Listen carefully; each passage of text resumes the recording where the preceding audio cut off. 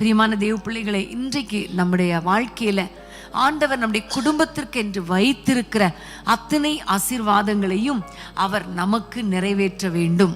ஏன்னா பிசாசு அவரை திருப்ப முடியாது, எந்த மனிதனும் திருப்ப முடியாது, யாருடைய தவறான ஜெபங்கள் கூட ஆண்டவரை திருப்ப முடியாது. ஆமென், ஹல்லேலூயா. உங்க வாழ்க்கைய கர்த்தர் என்னெல்லாம் சித்தம் வைத்திருக்கிறாரோ, உங்களுக்கென்று என்னெல்லாம் குறித்து வைத்திருக்கிறாரோ அத்தனை ஆசீர்வாதங்களினாலும் நம்முடைய குடும்பத்தை நிரப்ப போகிறார். யாரும் திருப்ப முடியாது. ஆமென். எந்த மனிதனும் திருப்ப முடியாது. எந்த ஜெபங்கள் கூட ஆண்டவர் நம்மை ஆசீர்வதிக்கிறதை மாற்ற முடியாது. ஏன்னா பிள்ளையாம் ஒரு பெரிய தீர்க்கதரிசி, அவர் சொல்லுகிறார், நான் கூட திருப்ப முடியாது. ஆமென். இன்னைக்கு இந்த விசுவாசத்தோடு கூட ஆண்டவருடைய கரத்தில், அப்பா என் குடும்பத்தை நான் ஒப்பு கொடுத்துட்றேன், எனக்குள்ள ரொம்ப பயமா இருக்கு, எதிர்காலத்தை குறித்து பயமா இருக்கு, என்ன நடக்குமோ, என் குடும்பம் ஆசீர்வாதமாய் இருக்குமா என்றெல்லாம் பயமா இருக்கு.